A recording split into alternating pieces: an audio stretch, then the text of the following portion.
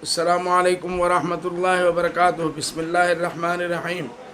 الحمد للہ رب العالمین والصلاة والسلام علی سید المرسلین صلی اللہ علیہ وسلم تسلیما کثیرا کثیرا۔ میں مولانا بدر الدین اجمل، رکن شورا Darul Uloom Deoband, member of parliament Assam Dhubri سے، اپنے علاقے کا، صوبے کا میں جمعیت علماء کا صدر ہوں۔ میں آج آپ کے سامنے عید الفطر سے متعلق اور لاک ڈاؤن سے متعلق اور عید کے نماز کے بارے میں، فطرہ کے بارے میں کچھ بتانے بیٹھا ہوں۔ عید الفطر جو واجب ہے اس کے بارے میں لوگ کم پوچھتے ہیں، فطرے کے بارے میں نہیں پوچھتے ہیں، لیکن جمعۃ الوداع کے بارے میں ضرور پوچھتے ہیں، جس کی حقیقت یہ ہے، میں بحیثیت ایک عالم آپ لوگوں کو بتانا چاہ رہا ہوں کہ جمعۃ الوداع کی اسلام میں کوئی حیثیت نہیں ہے، شریعت میں کوئی حیثیت نہیں ہے۔ یہ ایک جوش ہے لوگوں کا، جب حالات اچھے ہوتے ہیں، اچھے تھے، تو لوگ عید کی جمعہ کی نماز سے پہلے، عید کی نماز سے پہلے 2 دن 3 دن پہلے جو بھی جمعہ ہو، اس جمعہ کے دن لوگ پورا بھیڑ بھاڑ کر کے، نئے کپڑے پہن کے، بڑے ذوق و شوق سے لوگ مسجدوں میں جاتے ہیں، نماز پڑھتے ہیں۔ اس کے اوپر کبھی کبھی کسی علماء نے میرے خیال سے کوئی نکیر بھی نہیں کیا، تو میرا یہ کہنا ہے کہ نمبر 1 کہ اس عید کا نام ہی عید الفطر ہے۔ اس دن غریبوں کے اندر فطرہ دینا واجب ہے ہم لوگ، تاکہ ہماری خوشی میں جو غریبوں کے بچے ہیں، بیوائیں ہیں، یتیم ہیں، ان کو بھی کچھ پیسہ پہنچ جائے، تو وہ بھی عید کے اندر شامل ہو جائیں، عید کی خوشیوں میں شامل ہو جائیں۔ یہ اپنے علماء کرام سے معلوم کر کے عید الفطر کی نماز میں جانے سے پہلے یا اپنے گھر میں پڑھنے سے پہلے، اس مرتبہ تو عید الفطر میں کہیں جانا نہیں ہے، مسجدیں بند ہے، عیدگاہ میں اجازت نہیں ہے، تو اس لیے اس سے پہلے فطرے کا جو ہے یہ دینا واجب ہے، یہ لوگوں میں بانٹ دیا جائے، غریبوں کو دیکھ دیکھ کے معلوم کر کے۔ نمبر 2 میں نے کہہ دیا کہ جمعۃ الوداع کی اسلام میں اور شریعت کے اندر کوئی حیثیت نہیں ہے۔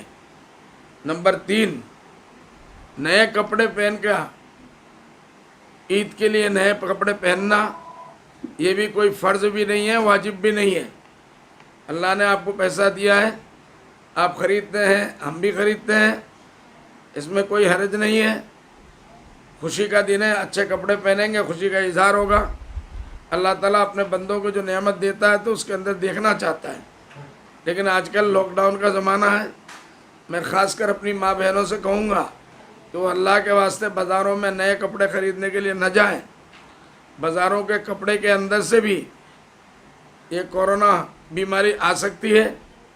آپ سوئیاں بازار سے خرید کے لائیں گے، جس طریقے سے کھلے، ہمارے مسلمان خاص کر، کوئی برا نہ مانے، کھلے میں رکھ کے فروٹ بیچتے ہیں، جس طریقے سے کھلے میں رکھ کے مٹھائیوں کو بیچتے ہیں، جس طریقے سے سوئیوں کے پیکٹوں کو بیچتے ہیں، اس کے اندر بھی یہ بیماری آ سکتی ہے۔ کپڑے کے پیکٹ جو کھلے ہوئے رہتے ہیں، اس کے ساتھ بھی یہ بیماری آ سکتی ہے۔ تو اس لیے عید بنانا ہے خوشی کے لیے، غم خریدنے کا یہ دن نہیں ہے۔ اللہ کے واسطے میری بہنیں بازاروں میں نہ جائیں۔ اگر آپ بڑے شہر میں ہیں تو آج کل آرڈر دے کے آن لائن یہ چیزیں منگائی جا سکتی ہے۔ آنے کے بعد اس کو سینیٹائز کیا جائے گھر میں گھسنے سے پہلے، اس کے بعد اس کا استعمال کریں۔ بازار میں جب آپ جائیں گے تو آپ کو بھیڑ بھاڑ میں جانا ہوگا، دکانوں میں بھیڑ بھاڑ ہوتی ہے، کہیں سے بھی یہ بیماری آپ کو لگ سکتی ہے۔ میری بہن، آپ اپنے بچوں کے لیے خوشیاں خریدنے گئی تھی، اللہ نہ کرے آپ ہی خود اس مرض میں اگر مبتلا ہو جائیں تو 10 دن کے اندر کورونا سینٹر میں، کوارنٹائن سینٹر میں آپ کو جانا پڑے گا، تو آپ اس میں خوشی سے محروم ہو گئے۔ اللہ نہ کرے آپ کے گھر کا کوئی سیریس ہو گیا، اللہ نہ کرے کسی کی وفات ہو گئی، تو اس گھر میں، اس علاقے میں خوشی نہیں ہوگی بلکہ غم ہوگا۔ اس کا بھی خیال رکھا جائے، یہ میری گزارش ہے۔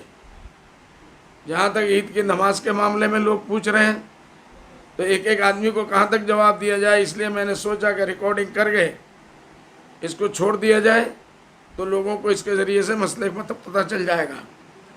عید الفطر کی نماز جو ہے یہ واجب ہے، لیکن حالات کے اعتبار سے فرض بہت سی چیزیں حالات کے اعتبار سے اس میں ایڈجسٹمنٹ کی گنجائش ہوتی ہے، شریعت نے گنجائش دی ہے، دین کے اندر آسانیاں ہیں، مشکلیں پیدا کرنا نہیں ہے۔ اللہ کے رسول صلی اللہ علیہ وسلم نے فرمایا دین و یسرن، دین آسانیوں کا نام ہے۔ اس لیے جمعہ کی نماز میں جیسے ہم لوگ ابھی لاک ڈاؤن کا زمانہ ہے، پرائم منسٹر صاحب بار بار ریکویسٹ کر رہے ہیں، ہیلتھ منسٹر ریکویسٹ کر رہے ہیں، اپنے اپنے اسٹیٹ کے چیف منسٹر ریکویسٹ کر رہے ہیں، اور سوشل ورکرز اور منسٹر لوگ ریکویسٹ کر رہے ہیں۔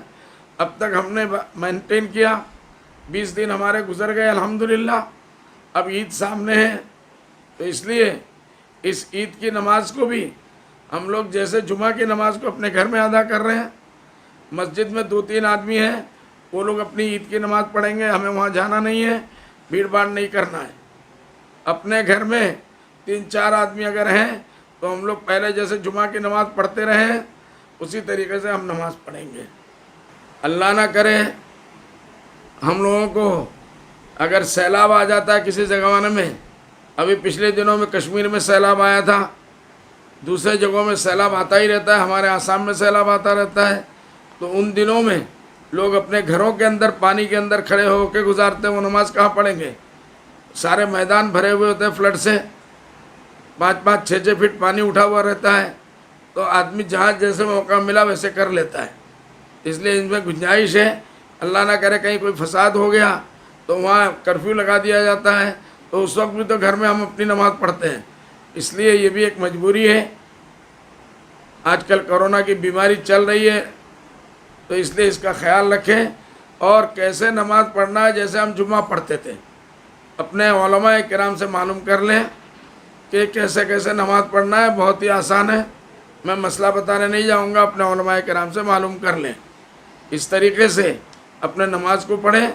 یہ اور بات ہے کہ نماز کے بعد ہم لوگ کسی مہمانوں کو دعوت نہیں دیں گے کہ سوئیاں ہمارے یہاں بنے ہوئے ہیں، شیر خورمہ بنے ہوئے ہیں، آپ آئیے، وہ آئیں گے، آپ سے گلے ملیں گے، آپ کو ہاتھ ملائیں گے۔ اللہ نہ کرے اس طریقے سے یہ بیماری پھیل سکتی ہے کہ کوئی آپ کا مہمان بیمار لے کے گھر آ جائے، پھر آپ کو پچھتانا پڑے۔ اس لیے اس مرتبہ گریٹنگز، لوگوں کو سلام کرنا، مبارکباد دینا، مبارکباد لینا، سب ٹیلی فون کے ذریعے سے کریں۔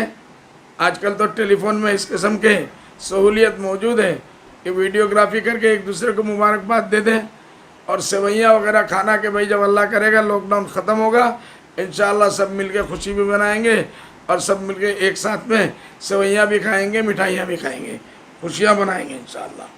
میں سمجھتا ہوں اتنی بات کافی ہے بتانے کے لیے، بہت لمبے تقریر کی ضرورت نہیں ہے۔ اب میں آتا ہوں، ہم آخری عشرے میں گھس چکے ہیں، رمضان کے آخری دن جو پورے رمضان کے رحمتوں کا نچوڑ ہے۔ پہلا عشرہ ہمارا رحمتوں کا تھا، دوسرا عشرہ ہمارا اللہ کی طرف سے مغفرت کا تھا۔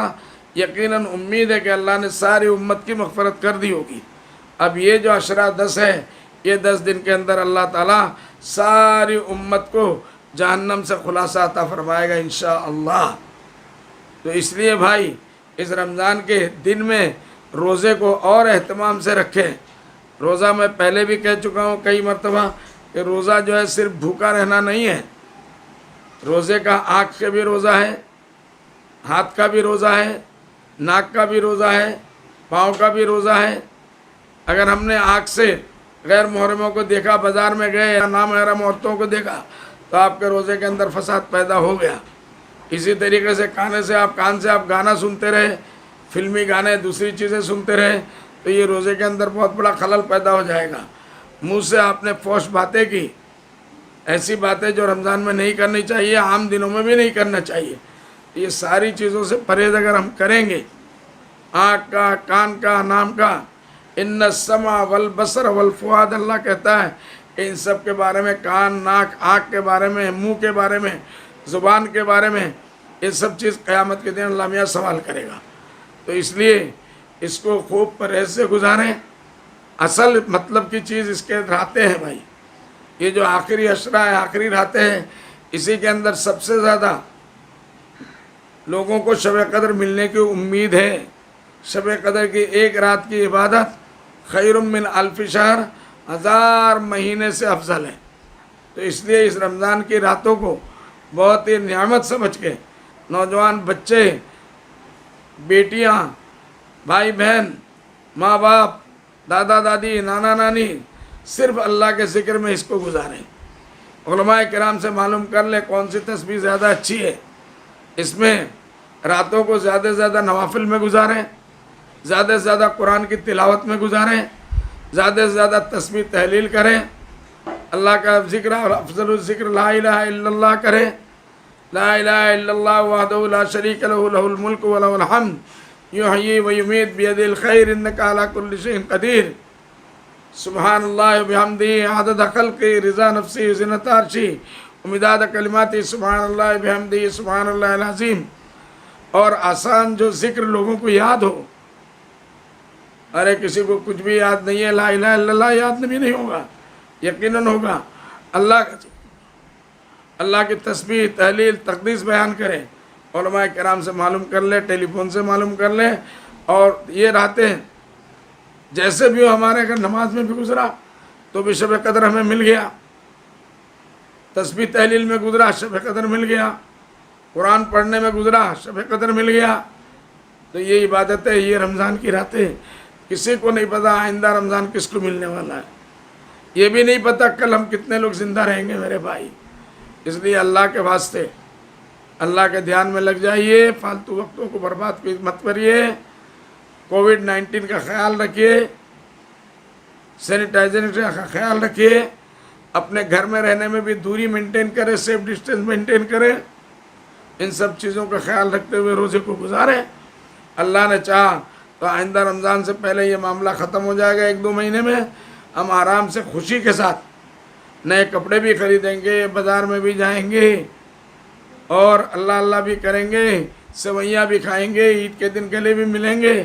لیکن یہ سب بیمار گزرنے کے بعد مجھے امید ہے میری ان چھوٹی چھوٹی باتوں کے اوپر آپ دھیان دیں گے تو اللہ تعالیٰ ہم لوگوں کو کہنے سے زیادہ عمل کی توفیق عطا فرمائے۔ آئیے ساری امت کے لیے دعا کریں، سارے دنیا کے لوگوں کے لیے دعا کریں، اپنے مسلم بھائیوں کے لیے دعا کریں، سارے ملک کے لیے دعا کریں۔ اللہ تعالیٰ اس بیماری سے جلد پوری دنیا کو نجات عطا فرمائے۔ حرمین شریفین کے دروازے ہمارے لیے بند ہو گئے، بہت بڑے گناہ کے بعد یہ ہوا ہے بھائی، اللہ ہم سے ناراض ہو گیا۔ ہم جیسے ناراض ہوتے ہیں اپنے کسی بچے کو ماتحت کو کہتے ہیں جا میری نظر سے دور ہو جا، تیرے لیے آج سے اس گھر کا دروازہ بند ہو گیا، تو اللہ ہم سے ناراض ہو گیا۔ اللہ نے اپنے پوری دنیا کے گھر کے دروازے ہمارے اوپر بند کر لیے۔ ہم لوگ زیادہ سے زیادہ توبہ کریں، استغفار پڑھیں، امید ہے انشاءاللہ اللہ ضرور ہے، غفور الرحیم ہے، وہ معاف کرے گا، کر چکا ہے، اور جو باقی ہے وہ کرے گا۔ آخری رات میں سارے رمضان میں جتنے جہنمیوں کو اللہ چھٹکارا دیتا ہے، حدیث پاک کے حساب سے اس آخری رات میں 30 دن کے برابر جہنمیوں کو اللہ چھٹکارا عطا فرماتا ہے۔ سارے امت کے جہنمیوں کو اللہ چھٹکارا عطا فرمائے۔ وآخر الدعوانا ان الحمدللہ رب العالمین۔ السلام علیکم ورحمۃ اللہ۔